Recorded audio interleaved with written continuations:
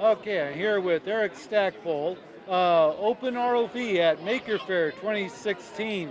So, Eric, tell us all about how's it going so far? It's going really well. We've been working on ROVs for the last 5 years now. I guess almost six. And every time we build a new version, we learn how to do it better the next time. And the culmination of all that is a new vehicle we just came out with called Trident. And Trident is ready to go out of the box. It's no longer a kit ROV. It's screaming fast. It goes at about 2 meters per second. It's the speed of Michael Phelps, and it's a lot of fun to fly. So we've been not only flying our original 2 series kit ROVs, but we've also been demoing Trident here at Maker Faire. Okay, so after all these experiences, so imagine you must have really learned a lot, not only of the ROVs themselves, but just selling, supplying support and questions of all kinds of things. Yeah, that's certainly true. I mean, I like to say we've failed our way to success, not just with engineering, but we're really learning a lot about how to run a business. We've never scaled as much as what we need to do now. Trident, is going to be an order of magnitude more sales than we've ever had before. We have to scale up in mass manufacturing and all these other things. So, um, you know, we have to be careful not to grow too fast. Obviously, for a startup, you want to expand rapidly, but I think there's a lot of value in really learning thoroughly how to do each step, um, and that way you don't miss a beat. It's kind of more fun that way too. Now there must be, I guess, some interesting applications, and people would explore areas. Tell us, is there something like unique, something you never really thought people would use these things before? Any interesting stories to share? Definitely. I mean, I think one of the main reasons we're doing this is, uh, 95% of where life can exist on this planet we've never seen. There's so many things out there. Um, who knows what it is? I don't think you have to ask questions to get answers. Sometimes you can just look and see what's out there. And by putting tens of thousands of eyes in the water, I think the new way that most underwater discoveries will happen will be from everyday people like you and me.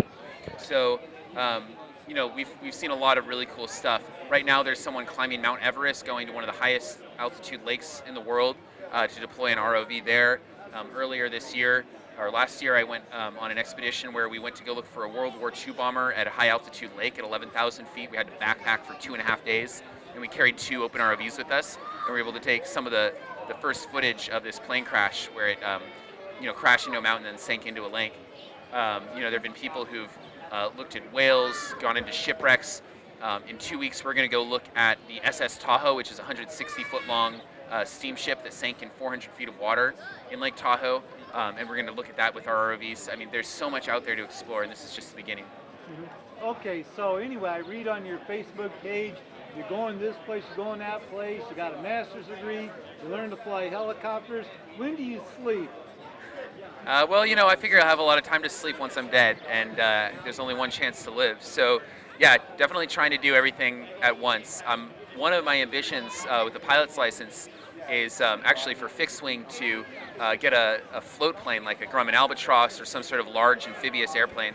And, Cousteau, when he was exploring, he and his crew were famous, but almost as famous as them was the ship that they sailed on, the Calypso. When it rolled into a port, it represented the spirit of adventure that they brought with them. And one of the dreams I have is being able to fly to all these remote places like Titicaca and all these places that a research vessel couldn't go and deploy ROVs out of that. So my hope is that I can combine aviation with our really lightweight transportable vehicles to do some really incredible expeditions. Okay, so tell me, let's say, so I guess you must get lots of interesting questions here. Have there been some people ask something that is surprising or insightful? Definitely, we've met some pretty amazing people. I mean, the Maker crowd has a lot of very technical people in it, and some of the most amazing questions actually come from really young people. I was talking to one kid, and he was talking about torque curves on a motor based on the way that we're doing PWM, and I think the kid was probably 9 or 10. So it really amazes me, like how rapidly people are able to learn from each other at an event like this. So that's definitely where the most interesting questions come from, and yeah, I have to say, you never know what you're gonna find out when you go to these things. So tell me something. You've been quite the celebrity recently. So how do you deal with all your fans and groupies? I don't feel like I've been a huge celebrity. I mean, it's weird to now talk about this and people know who we are and what we're doing. And there was a kid who came around and had a lot of people on our crew sign an autograph. So it's really flattering. But I think this is our chance to really tell a story that we believe in. There are so many things out there to be discovered, and I think this movement, the Make movement in general, is about enabling everyday people to do things that required big institutions in the past. And this is just the beginning of that for exploration. So I hope that with the attention that we're getting, we're really able to tell that story well. Have you had any time to take a look at the rest of Maker Faire? No, I haven't had a chance to look at the rest of Maker Faire, really. I walked around briefly a little bit earlier this afternoon on my way to the bathroom. And other than that, it's just been 100% talking to people and showing people OpenROV. Tomorrow, I'm hoping I'll get a chance to look around a little bit.